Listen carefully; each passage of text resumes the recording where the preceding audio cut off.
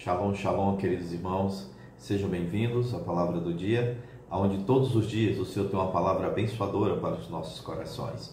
Que bom que você está aqui hoje, para juntos neste dia meditarmos na boa, perfeita e agradável palavra do nosso Deus e vivermos aquilo que Ele tem de melhor para as nossas vidas.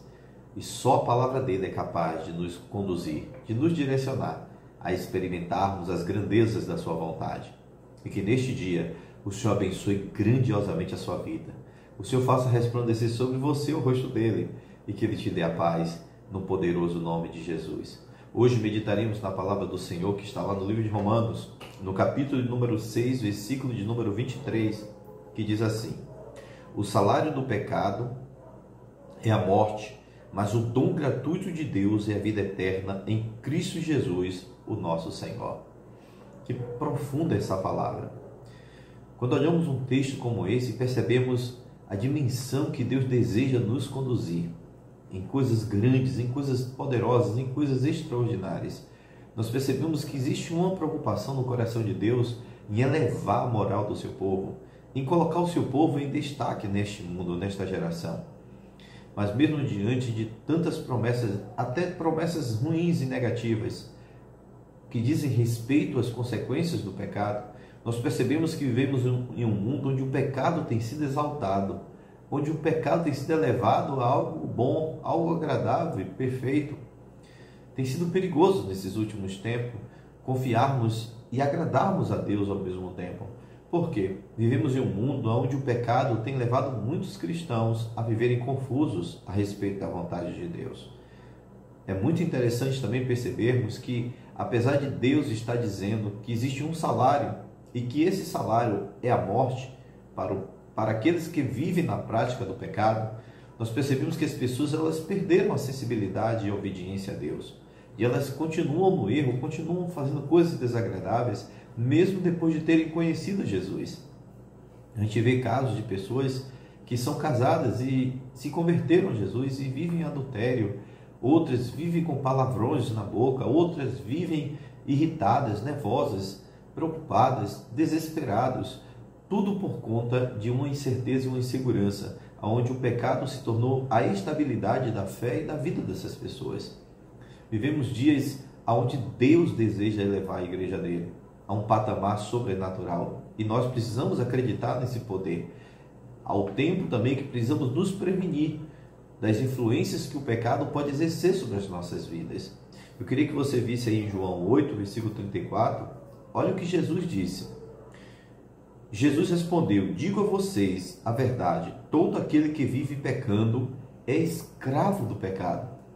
Então vemos que o pecado ele não só tem a consequência da morte, que é a consumação da sua ação, mas percebemos também que existem outros meios e formas que ele tem atuado, principalmente subjugando as pessoas, escravizando as pessoas. E é isso que Jesus está dizendo, que aqueles que vivem na prática do pecado são escravos do pecado, são servos do pecado. Agora imagine um ser humano como servo do pecado. É o que mais comum vemos hoje. As pessoas elas não estão mais preocupadas se estão vivendo da forma correta ou errada. Mas mesmo assim Deus se preocupa conosco, Deus se preocupa com você. Deus quer que você viva da forma correta. Deus quer que você viva da forma que Ele planejou para você viver. Eu queria que você visse em 1 João, no capítulo 3, versículo 8, olha o que diz. Aquele que pratica o pecado é do diabo, porque o diabo vem pecando desde o princípio. Para isso o Filho de Deus se manifestou, para destruir as obras do diabo.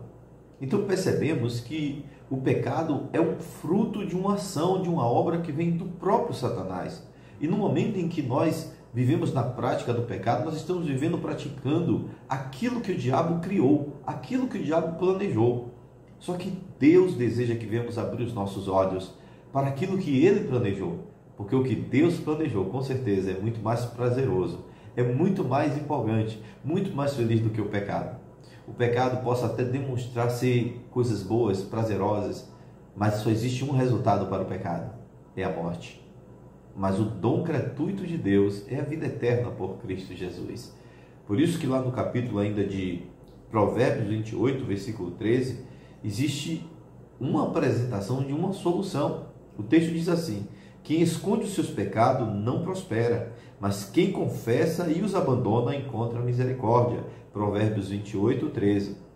Então o texto faz referência a uma solução para esse problema que nós, a igreja, temos vivido por meio das influências do pecado nesses dias atuais. Precisamos romper com essas influências, precisamos quebrar todo e qualquer vínculo que o pecado possa tentar exercer sobre as nossas vidas. Por quê? Porque agora somos filhos de Deus. Não somos mais filhos deste mundo, não somos mais filhos do diabo, somos filhos de Deus. E agora, como filhos de Deus, precisamos viver na estrutura de filho. E acredite você, como somos filhos, somos superiores a qualquer influência do pecado. Diz que o pecado não pode mais exercer domínio sobre as nossas vidas. Lá no livro de Salmos 32, versículo 5, também vai dizer assim: então reconheci diante de ti o meu pecado, e não encobri as minhas culpas. Eu disse, confessarei as minhas transgressões, e tu, Senhor, perdoastes a culpa do meu pecado. Então a confissão sempre será um bálsamo e um poder libertador do pecado.